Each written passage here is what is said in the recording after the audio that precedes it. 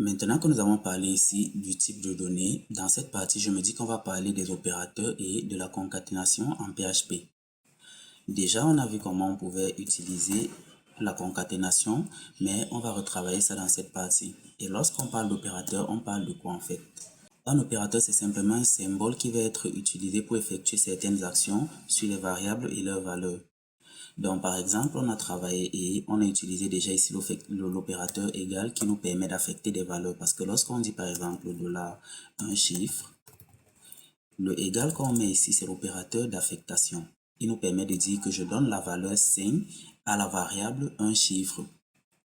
De cette même façon, on a d'autres opérateurs, par exemple l'opérateur d'addition. Je me dis que je vais définir ici un autre chiffre, par exemple. Et je me dis que je vais donner à ce chiffre la valeur 6, dont je vais affecter 6. Et après, je vais me dire, je définis un truc qui va s'appeler $résultat. Et je vais me dire que désormais, ça sera un chiffre ou alors un autre chiffre plus un chiffre. Donc là, je viens de faire une addition avec l'opérateur plus qui est l'opérateur d'addition par ici.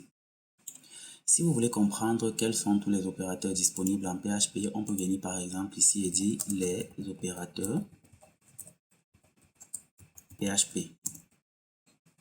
Une fois que c'est fait, on va être redirigé là et on va prendre cette page. Vous allez voir qu'on nous montre ici les opérateurs et on va nous parler de tous les types d'opérateurs qu'il y a.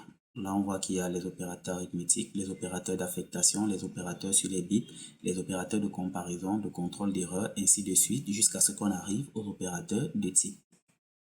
Dans cette partie, on ne va pas parcourir tous ces opérateurs parce que ça risque d'être tellement long. Mais ce que je vais vous dire, c'est que en travaillant progressivement, comme je le dis, on va découvrir au fur et à mesure. On peut parler un peu des opérateurs logiques, par exemple. Si on entre là, vous allez voir qu'on a l'opérateur AND qui est et. On a l'opérateur OR qui est OU. On a l'opérateur XOR. Et on a l'opérateur NOT qui est la négation. On a également un autre ici, AND, mais cette fois-ci, son signe s'écrit plutôt avec deux esperluettes. Et on a le OU qui s'écrit également avec deux pipes comme ceci. En fait, vous allez vous demander quelle est la différence entre celui qu'on a ici et celui qu'on a ici. C'est simplement que celui-ci, lui, il est prioritaire, donc il a plus de poids que celui qu'on écrit en toutes lettres comme ceci. Il en est de même pour celui qu'on a par ici en dessous. Lorsqu'on étudie ici les opérateurs logiques, on peut simplement revenir dans notre éditeur pour faire des tests. Et la meilleure façon ici de travailler avec les opérateurs logiques, c'est de tester des conditions qui sont vérifiables. Donc, est-ce que c'est vrai ou alors est-ce que c'est faux? Je me dis par exemple que dans le cas précis sur lequel on travaille, je vais vérifier plutôt si les éléments qu'on a sont exactement des chiffres. Donc, je vais dire ici echo et je demande is underscore int. Pas infinite, mais plutôt int. Donc là, je suis en train de tester si la variable que j'utilise est un chiffre. Est-ce que ce que j'ai mis dans un chiffre est un chiffre? Et je vais dire et également, je vais demander est-ce que ce que j'ai mis dans un autre chiffre, c'est également un chiffre? Je viens de mettre ces deux éléments et si je repars dans mon terminal ici pour exécuter mon fichier, vous allez voir que ça m'affiche 1. En réalité, 1 ici, ça veut dire que c'est true. Mais si on veut réellement voir, on va utiliser une autre fonction PHP ici qu'on n'avait pas encore utilisée. Cette fonction, c'est le var_dump. Et je vais me dire que lorsque je fais le var_dump, lui va me donner le résultat qu'on devrait avoir. Si j'exécute de nouveau mon fichier par ici, vous allez voir que ça me dit que c'est true.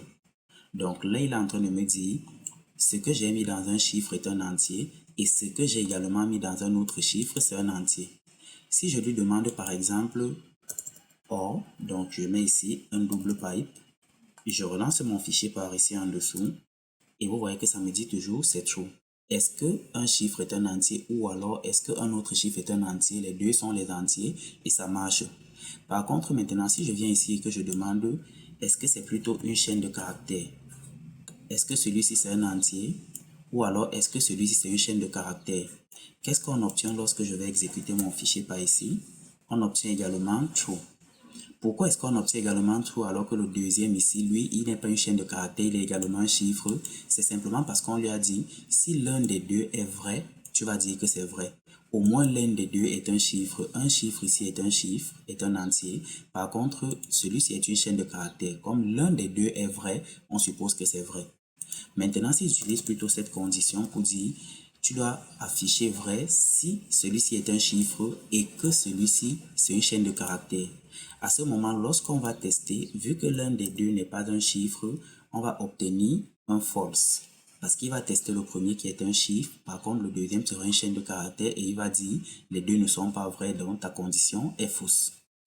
Lorsqu'on utilise ici le XOR, et pour le symbole du XOR, on met X et OR simplement. Donc, si j'utilise ici un XOR comme ceci, lorsque je vais lancer le test, vous allez voir qu'il va me dire c'est vrai.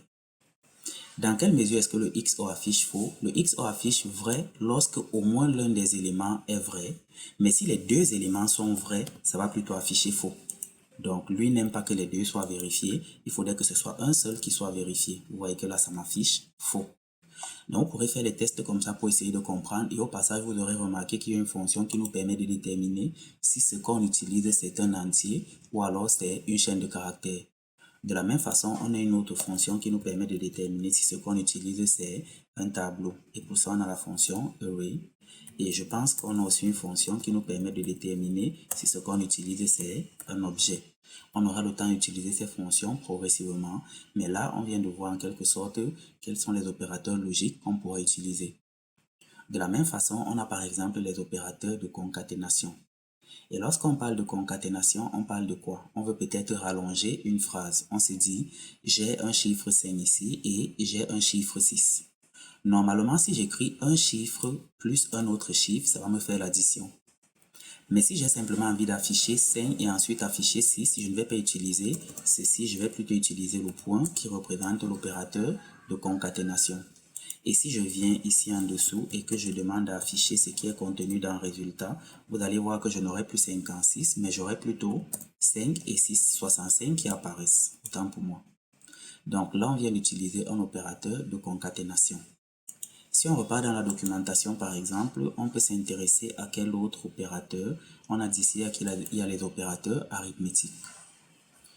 Les opérateurs arithmétiques, entre autres, on a l'addition, la soustraction, la multiplication, la division, le modulo et l'exposant. Donc, lorsqu'on veut élever un nombre à une puissance, on dit résultat de l'élévation de a à la puissance b. Comme par exemple, on va dire 2 puissance 5. Le modulo ici là représente le reste de la division par a. Pour ceux qui ont fait un peu d'arithmétique, mathématiques au secondaire, vous devez comprendre de quoi il s'agit, mais on verra dans quel cas est-ce qu'on pourrait utiliser ça, ou alors si on n'a pas de cas particulier dans notre projet, on ne l'utilisera pas.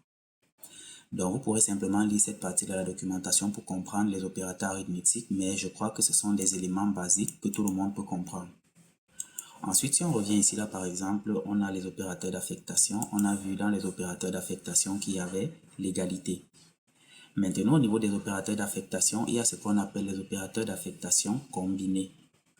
Lorsqu'on parle d'opérateurs combinés, on parle de quoi en fait? Je me dis par exemple qu'ici, j'ai déjà un chiffre qui est égal à 5. Et après, je me dis que je veux désormais qu'un chiffre soit égal peut-être à 11. Donc, pour faire ça, je dois faire normalement un autre chiffre plus un chiffre et je vais avoir 11. Mais pour faire ça, je peux également venir me dire ici là que je vais prendre un chiffre et désormais au lieu de lui rajouter 6 pour qu'il soit égal à 11, je vais faire plus égal et je vais lui rajouter directement le chiffre 6. Ce qui fait qu'en réalité, j'ai pris un chiffre qui est déjà égal à 5 et j'ai dit que ça va être égal à un chiffre plus 6. Donc ce que je viens de faire, c'est de dire simplement, je prends un chiffre et je dis qu'un chiffre va être égal à un chiffre de nouveau. Et là, je vais donc lui rajouter la valeur 6. Et une fois que j'aurai fait ça, ça va me prendre un chiffre que j'avais initialement qui est 5. Et il va me rajouter la valeur 6. Et là, on aura 11. Donc, si je demande d'afficher désormais ce qui est contenu ici dans un chiffre, vous allez vous rendre compte que j'aurai une valeur qui sera de 11. Et lorsqu'on parle justement d'opérateurs d'affectation combinés, on a cela pour la division, mais on peut également faire cela pour la concaténation. Vous voyez ici, on a un bonjour. Et après, on rajoute directement à ce même b, parce que c'est la variable b qui contient bonjour. Et après, on lui dit, tu vas prendre cette variable b, tu vas lui rajouter immédiatement tout le monde, et là, on aura bonjour tout le monde. On va descendre et ces opérateurs d'affectation combinés s'utilisent également avec la multiplication, la division, le modulo et tout ce que vous pouvez imaginer comme opérateur arithmétique. Donc, on va revenir sur les titres de nos opérateurs et vous allez voir qu'il y a également les opérateurs de type, les opérateurs de chaîne, les opérateurs de tableau. Je vais vous laisser lire ça. Si on décide d'entrer en profondeur dans tous ces éléments, la vidéo sera extrêmement longue. Ici, on va avoir les concepts de base. On va comprendre que ça existe de façon à pouvoir savoir là où chercher la prochaine fois. Donc, on va s'arrêter là pour cette partie et on va se donner rendez-vous prochainement.